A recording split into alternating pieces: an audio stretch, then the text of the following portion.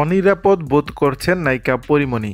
ঢাকায় চিত্রনায়িকা পরীমণি সিনেমার চেয়ে ব্যক্তিগত জীবন নিয়েই বেশি আলোচনা সমালোচনার জন্ম দিয়েছেন। তার বিয়ে থেকে শুরু করে পরকীয়া, বিচ্ছেদ এসব কারুই অজানা নয়।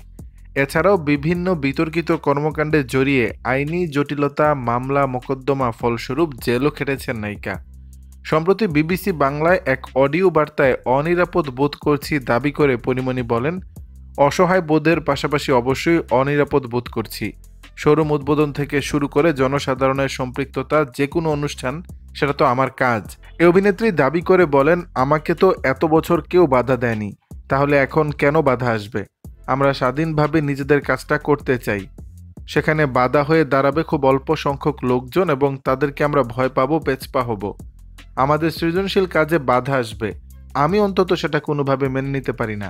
তার কথায়, যখন কথা বললাম তখন নানা ধরনের হেনস্থা করা হলো।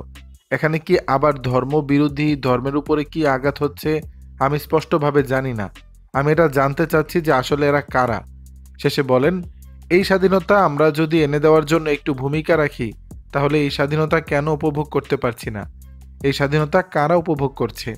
দর্শক, বিষয়টি নিয়ে আপনাদের মতামত জানাবেন নিচের কমেন্ট বক্সে।